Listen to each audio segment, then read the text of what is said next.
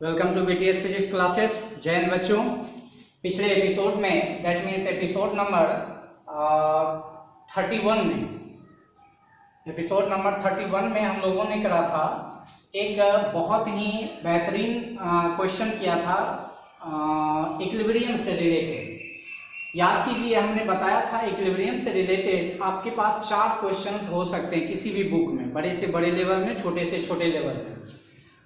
पहला था आपका सिंगल चार्ज सिस्टम के इक्विलिब्रियम के लिए, मतलब 2 चार्ज रहेगा, पूछ देगा तीसरा चार्ज को कहाँ रखा जाए कि तीसरा चार्ज इक्विलिब्रियम में हो। इस दोनों का चर्चा नहीं कर रहा है, तीसरा का कर रहा है। तो सिंगल चार्ज के इक्विलिब्रियम पर आधारित क्वेश्चन हमने देखा था एस.सी. वर्मा साहब का भी। उसके बाद दूसरा क्वेश्चन था कि सिस्टम ऑफ चार्ज के इक्विलिब्रियम के लिए, मतलब ये कि 2 चार्ज दे दिया, पूछ दिया कि तीसरा चार्ज को कहाँ रखा जाए, उसका परिमाण क्या होगा, प्रकृति क्या होगा और कहां पर उसको रख दें कि सिस्टम इक्विलिब्रियम में हो। मतलब इस पर भी नेट फोर्स 0, इस पर भी नेट फोर्स 0 और जो ला के रखे उस पर भी नेट फोर्स 0। तो हमने उसमें ढेर सारे पॉइंट्स देखे थे कि कहां कहां रखना चाहिए। तो आप जाकर के एपिसोड नंबर कहा जाए तो 30 एंड 31 जाके उसको बेसिक रूप से जाके देखिए, अच्छा रहेगा। अब हम बात करते हैं कि तीसरा जो है वह charge attached with thread, charge attached with thread. तो उसमें हमने पीछे जो देखा था, एक झलक अगर जो नए बंदे हैं, नए व्यूअर हैं, वो थोड़ा सा देख लें। अगर इक्विलिब्रियम से रिलेटेड सवाल आप देख रहे हैं तो एपिसोड नंबर 30 एंड 31 जाके निश्चित तौर पे देखिए। हमने जो इक्विलिब्रियम से रिलेटेड बताया था, एक चार्ज था, मान लीजिए कि ये पॉजिटिव है और दूसरा भी पॉजिटिव है, ये दोनों के बीच r डिस्टेंस है, ये q1 है, ये q2 है। तीसरे चार्ज को कहाँ रखा जाए कि तीसरा चार्ज इक्विलिब्रियम में हो। पहला कंडीशन ये था। दूसरा कंडीशन था कि 2 चार्ज दे दिया, पूछ दिया कि तीसरा चार्ज कहां पर रखा जाए कि सिस्टम इक्विलिब्रियम में हो। मतलब इस दोनों के बीच में रखा जाएगा कि बाहर रखा जाएगा, उसमें ढेर सारा कंडीशन हम बताए हुए हैं। मान लीजिए माइनस प्लस जो भी है वो हमने देखा था। इसके बीच में हमने ये देखा था कि अगर 2 सेम चार्ज है उसके बीच में हम चार्ज को कहीं रखेंगे तो तीसरा चार्ज इक्विलिब्रियम में आएगा, ठीक है। लेकिन अगर अपोजिट चार्ज है, पॉजिटिव और नेगेटिव है अगर, तो कहीं इसके बाहर रखना पड़ता है, तब जाके वो इक्विलिब्रियम में होता है, ठीक है। अब आते हैं 2 चार्ज जब पॉजिटिव हो या 2 चार्ज जब नेगेटिव हो, मतलब सेम पोलरिटी का हो, तो हम कहां पर रखें तो वह सिस्टम इक्विलिब्रियम में होगा। सिस्टम में इक्विलिब्रियम से इन द सेंस मेरा क्या है वो हम बता चुके हैं बारीकी से। तीसरा जो हमारा था वह हमारा था चार्ज अटैच्ड विथ थ्रेड। ये बिहार बोर्ड में पूछा हुआ भी है, 5 मार्क्स का यहाँ पे देखिए लिखा हुआ है। हमने क्वेश्चन आपको अराइज करके छोड़ा हुआ था एपिसोड नंबर 31 में, आप जा करके देख सकते हैं। इसको बारीकी से हमने देखा था, आप अच्छे से जा करके वहां देख सकते हैं, डिटेल से देख सकते हैं। अब आते हैं इसको देखते हैं, ये क्या कहता है कि ये बताइए कि 2 चार्ज सेम है, ये आपका ग्रेविटेशनल फोर्स इसके बीच लगेगा मास के कारण, दोनों का मास सेम है। हालांकि ये ऐसा हो सकता है कि दोनों का चार्ज भी अलग अलग दे, मास भी अलग अलग दे, लेंथ अलग अलग नहीं देगा, इसलिए कि फिर फोर्स का मामला गड़बड़ हो जाएगा, वो दूसरा एक्शन में लगेगा तो वो थोड़ा डिफिकल्ट जॉब हो जाएगा। तो आपका लेंथ दोनों के लिए क्या है, सेम है यहाँ पर अकॉर्डिंग टू बिहार। अब हमको रिलेशन ढूंढना है कि चार्ज में, मास में, लेंथ में, एंगल में, ये सब में क्या मतलब रिलेशन है, दोनों के बीच इक्विलिब्रियम डिस्टेंस में क्या रिलेशन है, ये निकालना है। और हालांकि आपको पूछा गया कि इक्विलिब्रियम के टाइम पर दोनों के बीच क्या लगेगा। तो हमने पिछले एपिसोड में बताया था कि जब ये लटकेगा तो दोनों पे चार्ज है, तो इसका मतलब विकर्षण होगा, रिपल्सन होगा। तो विकर्षण होगा तो ये ऐसे चलेगा, तो जैसे चलेगा तो mg भले ही बेचारा कमजोर है, लेकिन यहाँ पर अब mg को क्लियर करना पड़ेगा, इसलिए कि हमने आज जबकि पीछे बताया हुआ है कि इलेक्ट्रिक फोर्स अगर रहे तो वहां पर ग्रेविटेशनल फोर्स को काउंट नहीं करते हैं, लेकिन यहाँ मास दे करके ये आपको इंडिकेट कर रहा है कि यहाँ पर आपको कैलकुलेट करना है। तो इसका मतलब ये है कि जब ये ऐसे फैलेगा तो आपके स्ट्रिंग में तनाव आएगा, क्योंकि mg कहाँ खींचेगा दोनों को, नीचे।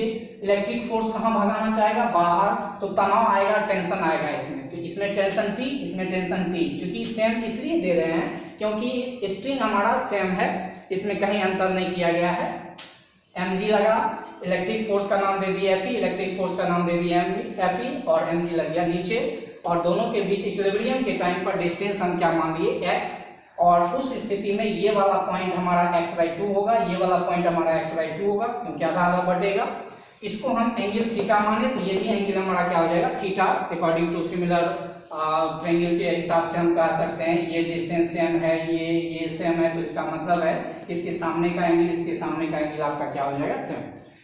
इस तरह से आपने फिगर बना लिया। फिगर अगर आप क्लियर बना लेते हैं तो समझिए कि आधा से ज्यादा प्रॉब्लम आपका समाप्त, अब कुछ है ही नहीं, आपका 80% सवाल बन चुका है अगर आप इतना बना लिए तो फिगर इसलिए आप क्लियर करके चलिए तो आपको मजा आएगा। चलिए अब कैलकुलेशन करते हैं किसी एक पर, या तो इस पर हम चलेंगे। हम किसी एक को क्या करते हैं, थोड़ा एक डायग्राम और आपके सॉल्यूशन के लिए हम बताते हैं। यहाँ पर हम प्रोजेक्शन का सहारा लेंगे। ये आपका चार्ज है, नीचे लग रहा है mg, इधर लग रहा है Fe और इधर लग रहा है टेंशन T, ऐसा है। इसको हम थोड़ा मिला देते हैं, ये x का काम कर जाएगा, और इसको हम थोड़ा मिला देते हैं तो ये y का काम कर जाएगा, और ऐसा करने से हमको फायदा मिलेगा। फायदा क्या मिलेगा सो हम देखते हैं। इसको आप मिला करके ऐसे अगर ले जाते हैं, ऐसे मतलब मिला करके ऐसे ले जाते हैं तो ये एंगल आपका थीटा है, ये एंगल आपका हो जाएगा थीटा। मतलब ये कि आपका एकांतर कोण से क्या हो जाएगा ये बराबर, क्योंकि आप एकांतर कोण पढ़े होंगे दोनों क्लास में, ये अगर थीटा है ये हो जाएगा थीटा, क्योंकि ये और ये पैरेलल है और ये इसको प्रतिच्छेद कर रहा है, तो प्रतिच्छेदी रेखा के दोनों ओर का अंतर कोण क्या हो जाएगा आपका बराबर। मतलब ये एंगल आपका क्या हो जाएगा बराबर। अब आते हैं, ये हमारा टेंशन है T।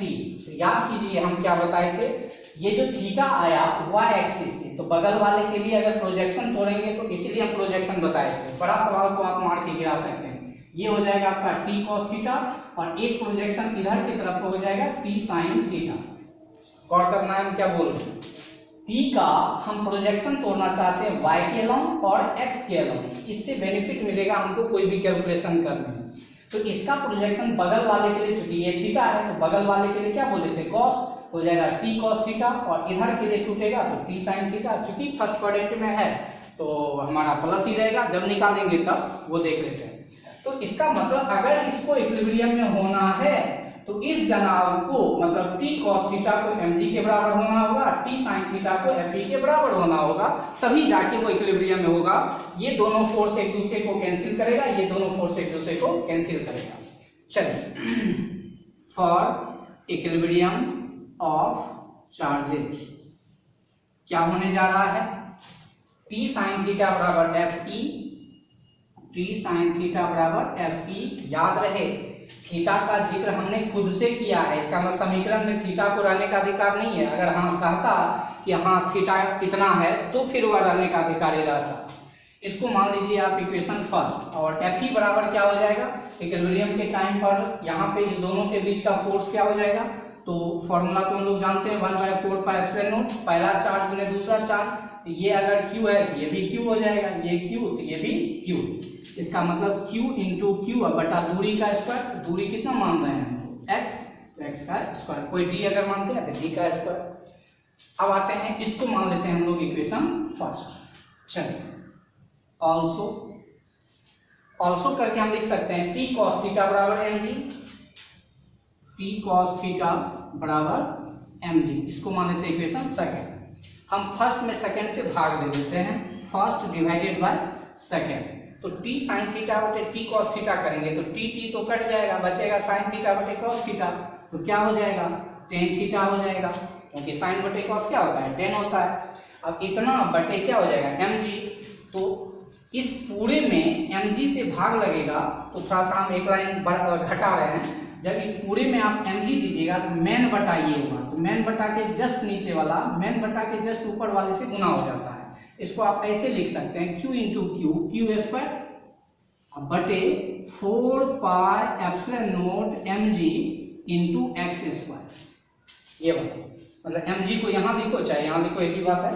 तो दैट मीन्स ये हो गया। अब यहाँ पर हम देख रहे हैं लफड़ा कौन कर रहा है थीटा। समीकरण में x को रहने का अधिकार है, m को भी अधिकार है, g तो कांस्टेंट है, ये भी कांस्टेंट है, और ये दिया हुआ ही है। ये सब जो है रहने का अधिकारी है, लेकिन ये रहने का अधिकारी नहीं है। इसका मतलब इसको हटाना पड़ेगा। तो कैसे हटाएंगे इसको देखो, दिमाग में आएगा अगर यार थीटा यहाँ है तो इस ट्रायंगल में हम टेन थीटा निकाल के रख देंगे। तो टेन थीटा बराबर क्या होता है, लंब बटे आधार। तो इसके सामने वाला हो जाएगा लंब, ये आधार हो जाएगा ये, क्योंकि ये तो कर्ण हो जाएगा। तो आपको क्वेश्चन में क्या दिया हुआ है, x रह सकता है क्योंकि निकालना है तो रह सकता है समीकरण में, और l आपका दिया हुआ है, ये लेंथ आपको दिया हुआ नहीं है। ये थोड़ा सा आपके लिए लफड़ा का विषय है कि आप अगर टेन थीटा निकालते तो ये दिक्कत कर देगा। तो for smaller angle tan theta similar to होता है साइन थीटा, ठीक है। और साइन थीटा बराबर ट्रायंगल से हो जाएगा आपका साइन थीटा और लंब बटे कर्ण। तो लंब का काम कर रहा है कौन, थीटा के सामने वाला लंब, सबसे बड़ा वाला ये सबसे सामने वाला लंब और सबसे बड़ा वाला कर्ण। तो हम लिख सकते हैं लंब बटा कर्ण। तो लंब की जगह पर क्या लिखेंगे, x बटे 2 और कर्ण की जगह पर f। इसका मतलब हम लिख सकते हैं x बटे 2 है। तो साइन थीटा हम इसको अब लिख सकते हैं ना, साइन थीटा ये लिख दिए। अब यहाँ पर हम बात करते हैं टेन थीटा की जगह पर लिख देंगे साइन थीटा, और साइन थीटा की जगह पर क्या लिख देंगे, x बटे 2l। x बटे 2l बराबर क्या हो जाएगा, क्यू स्क्वायर बटे, थोड़ा सा हम शॉर्ट में भाग रहे हैं, ये ध्यान से देखना है, नजर हटी दुर्घटना घटी, क्यू स्क्वायर बटे 4 pi epsilon not mg into x square. Clear. हमको x निकालने का टारगेट है तो हम x इधर ले आएंगे, वेरी सिंपल। तो x ले आएंगे तो हम डायरेक्ट निकालेंगे, यहाँ एक्स स्क्वायर ये इधर आएगा, एक्स क्यू हो जाएगा। अब एक्स क्यू यहाँ पर है, ठीक है। अब जो बचा सब उधर फेंका जाएगा, इसका मतलब 2l ऊपर जाएगा, तो क्यू स्क्वायर इंटू 2l बटे 4 पाई एप्सिलॉन नॉट mg, ठीक है। अब यहाँ q रखने का अधिकारी नहीं है, q को हम उधर भेजेंगे क्योंकि हमको तो सिर्फ x चाहिए। तो इसलिए एक लाइन हम घटा रहे हैं, या एक लाइन यहाँ पे लिख दें, चलो एक लाइन लिख देते हैं, x क्यू हो गया ये। इसलिए x बराबर, x निकालने के लिए आपको उत्तराधिकारी है, इधर जो पावर है उस पूरे पे पावर 1 बटा कर देना। जितना रहेगा 5 रहेगा तो 1 बटा 5, 2 रहेगा तो 1 बटे 2 एंड सो। तो नियम कहता है कि अगर यहाँ पर एक्स क्यू है, x निकालना है, इस पूरे पे उधर पावर भेजना और 1 बटा कर देना, हो जाएगा ये क्यू स्क्वायर इंटू 2l बटा 4 पाई एप्सिलॉन नॉट mg, और इस पर पावर 1 बटा 3, ये हो जाएगा आंसर। अब अगर मान दिया हुआ रहता, मान लो कि l का मान कोई देता, l का मान रख देते, हम 1 बटे 4 पाई एप्सिलॉन नॉट को नहीं काटने का, तो 2 काटते तो क्या हो जाता कि क्वेश्चन डायग्राम में देखिएगा तो ऐसा मिल जाएगा क्यू स्क्वायर l बटे 2 पाई एप्सिलॉन नॉट mg। तो 2 कटेगा तो वो बेस वही रहेगा। हम इसी फॉर्म में इसलिए रखे, ये एक तरह से फॉर्मूला का भी काम कर रहा है, क्योंकि फॉर्मूला अगर हमको पता हो जाए हम बहुत आसानी से क्या कर सकते हैं, कोई भी चीज हल कर सकते हैं। 1 बटा 4 पाई एप्सिलॉन नॉट का मान मतलब एक साथ आता है 9 गुने 10 पे पावर 9, इस वजह से हम उसको उसी फॉर्म में रखें। आई होप कि इसको आप समझ गए होंगे। इसमें सीखने वाली बात ये थी कि हम लोग प्रोजेक्शन का सहारा लेकर बड़े से बड़े सवाल को आसानी से हल कर सकते हैं। ऐसा इसमें कुछ भी हमको नजर नहीं आ रहा है जो आपको तकलीफ दे। अगर तकलीफ दे रहा है इसका मतलब आप पीछे वाला वीडियो नहीं देखे हैं, जिस वजह से आपको दिक्कत दे सकता है।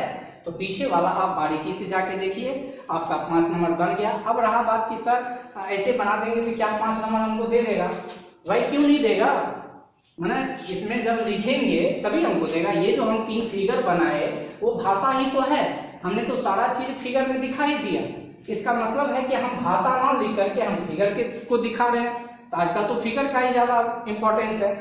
फिगर दिखाने का मतलब आपका कॉन्सेप्ट क्लियर है। भाषा तो हम कुछ भी लिख सकते हैं मिर्च मसाला डाल करके, लेकिन फिगर के माध्यम से आप जब क्लियरिटी दे रहे हैं, इसका मतलब है कि निश्चित तौर पे आपका कंफ्यूजन क्लियर है और डाउट क्लियर है, इसलिए आप ऐसा लिखे हैं। यदि आपको बेहतर जानकार मिले तो निश्चित तौर पे आपको फुल टू फुल मार्क्स देगा, इसमें 0.5 एरर भी नहीं दे सकता। एनीवे, तो अभी तक हमने क्या देखा?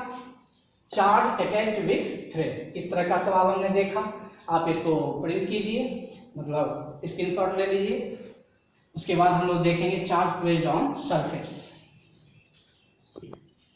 आई होप कि आप स्क्रीनशॉट ले लिए होंगे। जो जनाब सब्सक्राइब नहीं कर पाए हैं, बीटीएस फिजिक्स चैनल को सब्सक्राइब कर लीजिए। एक आप पर एक खांडी तरीका आपके पास जाएगा। किसी भी एग्जाम में आप कभी भी, इवन आप 12th करने के बाद भी जब आप अपना नोट्स देखिएगा, नोट्स लेकिन बनाते हैं तो, अब ऐसा नहीं कि जब जरूरी पड़ा तब हम यूट्यूब खोले, नहीं, आप अपना नोट्स बनाइए। आपने जो एमबी समाप्त किया, आपने जो पैसे डाले, आपने जो समय उसमें इन्वेस्ट किया, उसका आपका फलसफा आपके नोट्स में होना चाहिए, कॉपी में होना चाहिए। शॉर्ट नोट्स आप बना दीजिए। हाँ, कभी डिस्क्रिप्शन मिलना है तो फिर आप वीडियो देख सकते हैं, नहीं तो बार बार वीडियो देखना ये तो उचित नहीं है। इस वजह से आप समय अगर इन्वेस्ट कर रहे हैं तो निश्चित तौर पे आप उसको देखिए। आई होप कि इसको समझ गए होंगे। अब हम लोग देखते हैं चार्ज प्लेस्ड ऑन सरफेस। हम इसको मिटाते हैं। तो ये एपिसोड नंबर 32 आपका है, ठीक है। अब आज लास्ट टॉपिक हम लोग देखते हैं चार्ज प्लेस्ड ऑन सरफेस। तो हमारा न्यूमेरिकल्स है, किस पे आधारित, इक्विलिब्रियम पे आधारित।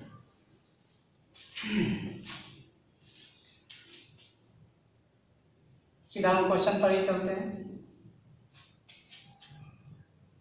इसमें आसान सवाल भी हो सकता है, टफ सवाल भी हो सकता है। दोनों टाइप का सवाल रहेगा तो कुछ और रहेगा। हम थोड़ा सा टफ सवाल ही देख लेते हैं, मीडियम क्वालिटी का, जो आप अचीव कर सकते हैं, जो आप पढ़े हैं। एक चार्ज आपका दे दिया, सपोज दैट ये Q1 है।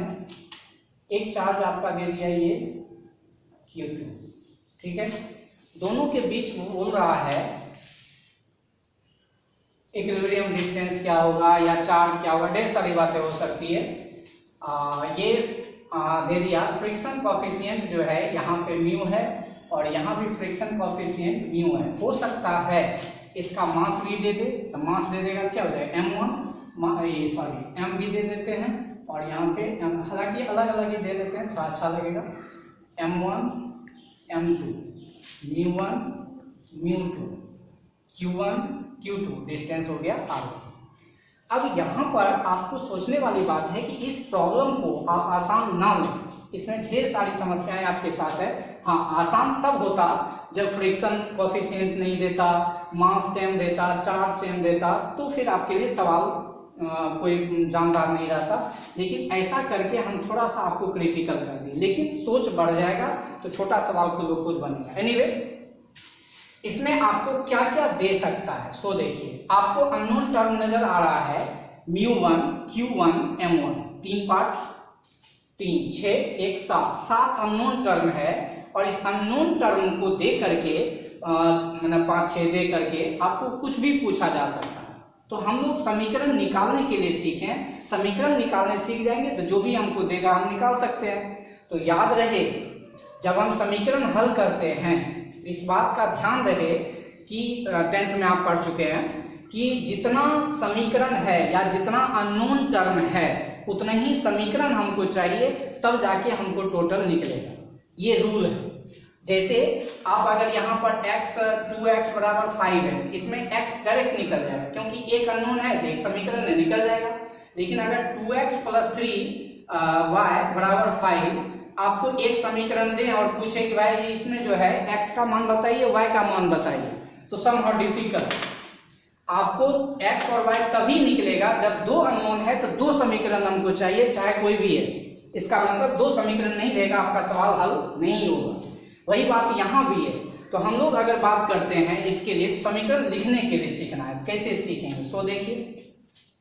ये दोनों पॉजिटिव चार्ज है, हो सकता था पॉजिटिव नेगेटिव भी हो तो आकर्षण हो जाता। तो ये हमारा विकर्षण करेगा, विकर्षण करेगा क्या हो जाएगा, इधर लगेगा इलेक्ट्रिक फोर्स।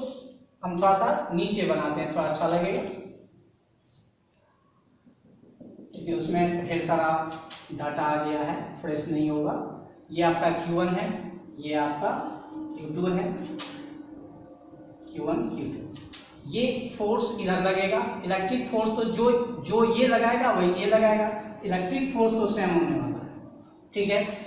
अब दोनों के बीच का डिस्टेंस हमारा जो भी रहे R रहे, जब ये फोर्स लगेगा, ये तो मोशन करने की स्थिति में होगा, तो कहता है कि इसको कहता है कि भैया तो इक्विलिब्रियम में है। इक्विलिब्रियम में क्यों है? इसलिए कि आप पर फ्रिक्शन लग रहा है, हम आपको जाने नहीं देंगे। तो याद रहे, फ्रिक्शन जिधर टेंडेंसी होता है भागने का उसके विरुद्ध लगता है। आप 11th में पढ़ चुके होंगे, हमने इसको डिटेल से पढ़ाया हुआ है। जिधर टेंडेंसी होगा मोशन का उसका विरोध करेगा। टेंडेंसी की बात कर रहे हैं, मोशन का नहीं बोल रहे हैं। हम बात कर रहे हैं जिधर टेंडेंसी होगा चलने का उसके विरुद्ध लगता है फ्रिक्शन। इसका टेंडेंसी होगा इधर चलने का, तो फ्रिक्शन लग जाएगा इसके सरफेस पर इधर, और सरफेस के अलोंग फ्रिक्शन लगता है। यहाँ पे हम Fs1 कर देते हैं। Fs1 करने का मेरा मजबूरी ये हुआ क्योंकि फ्रिक्शन कोएफिशिएंट यहाँ μ1 कर दिया है, यहाँ पर कर दिया है μ2। ऐसा इसलिए हुआ, सरफेस तो मान लो पृथ्वी पर रखा हुआ है तो सेम ही हो सकता है, या किसी टेबल पर रखा हुआ है तो ये सेम ही है मटेरियल का, लेकिन ये अलग अलग मटेरियल हो सकता है। हो सकता है कि इसको हमने क्या किया, प्लास्टिक रखा और इसको हमने लोहा रखा। इसका मतलब है बॉडी अलग अलग नेचर का है, मटेरियल का है, तो उसका फ्रिक्शन कोएफिशिएंट भी क्या होगा, अलग अलग। इसको डिटेल से हमने बताया हुआ है 11th में। तो जैसे ही फ्रिक्शन कोएफिशिएंट अलग अलग दिया कि फ्रिक्शन भी अलग अलग लग सकता है, तो इसका मतलब है कि इधर लगा फ्रिक्शन Fs1 और ये भागने का कोशिश करेगा उधर, तो फ्रिक्शन लगेगा इधर। इसका मतलब इधर फ्रिक्शन लग गया Fs2। क्लियर? अब कहता है कि इसमें ये तो ऊपर नीचे फुदक नहीं कर रहा है, इसका मतलब है mg तो नीचे लग रहा है क्योंकि यहाँ पर m1 दिया हुआ है। इसका मतलब है इसको आप m1 लिखिए, m1g हो गया। जैसे ही ये नीचे जाना चाह रहा है तो धरती फाड़ के तो नीचे नहीं जा रहा है, इसका मतलब है कि नहीं जा रहा है, तो इसका मतलब है कि एक नॉर्मल फोर्स ऊपर लगेगा जिसका नाम हम n1 लिख सकते हैं। क्या बोल सकते हैं? n1। अब यहाँ पर भी लगेगा m2g और एक नॉर्मल लगेगा ऊपर n2। इस तरह से आपको जो डायग्राम बनाना था आपने बना दिया। आप अगर इसके लिए बात करते हैं, अगर इसको बोलते हैं FBD, क्या बोलते हैं? FBD, free body diagram. इसको डिटेल से हमने बताया हुआ है। FBD बहुत ही महत्वपूर्ण टॉपिक है 11th का, आप लोग पढ़े होंगे। इसको हम पॉइंट के फॉर्म में इंडिकेट किए। इधर लग गया फ्रिक्शन Fs1, इधर लग गया Fe, ऊपर लग गया N1 और नीचे लग गया M1G। ठीक है, इसका FBD ड्रॉ करेंगे। इधर हो गया Fe, इधर हो गया Fs2, ऊपर हो गया नॉर्मल N2, नीचे लग गया M2G। अगर वही करता कि सारा चीज सेम देता, यहाँ लिखते mg, यहाँ भी लिखते mg, इधर लिखते Fe तो इधर लिखे Fe, इधर Fs लिखते तो इधर भी Fs, इधर n तो इधर भी n, मतलब सारा चीज तब सेम हो जाता यदि सेम रहता तो।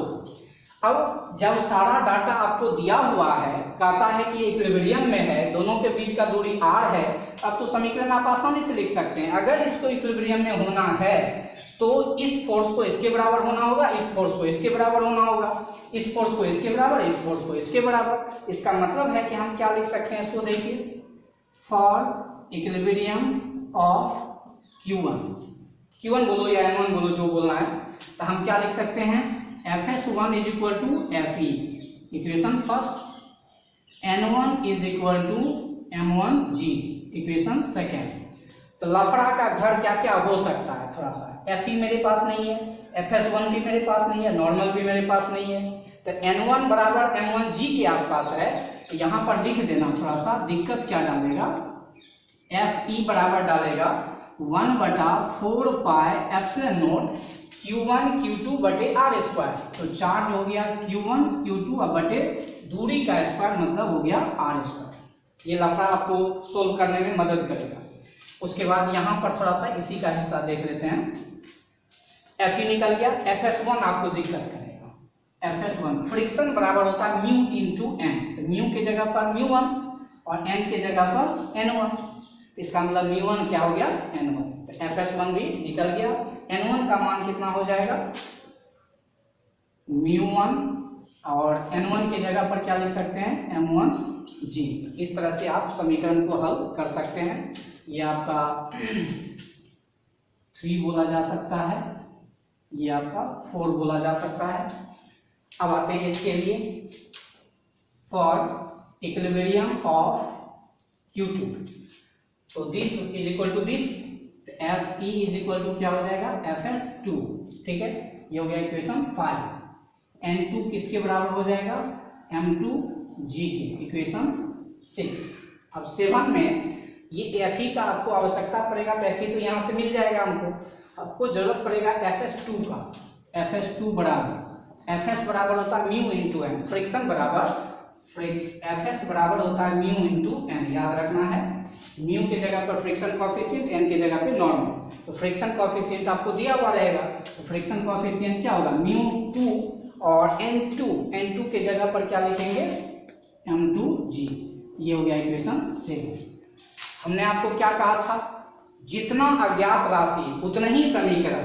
तो आप दुनिया का कुछ भी चाहे निकाल सकते हैं, इसमें से जो भी आपको बोलेगा निकालने के लिए वो आप आसानी से सोल्व करके क्या कर सकते हैं, निकाल सकते हैं। इस तरह से ऐसे सवाल हो सकते हैं। इसको और क्रिटिकल बनाया जा सकता था। क्या क्रिटिकल बनाया जा सकता है, अब ये जो सरफेस है, सरफेस को हम ऐसे रख दिए, इंक्लाइन कर दिए, हम उस पर कभी किसी वीडियो को बना करके भेज देंगे।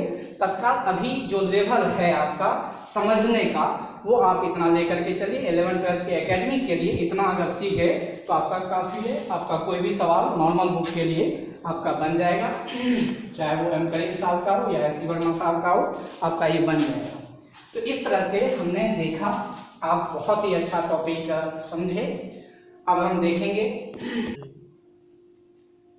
इक्विलिब्रियम से रिलेटेड मेरा सवाल हो गया, और हम SHM से रिलेटेड देखेंगे। लेकिन अभी इसमें थोड़ा सा एक और पॉइंट आप देख लीजिए। दोनों पॉइंट का नेचर सेम था, चार्ज का नेचर सेम था, तो हमारा विकर्षण हुआ।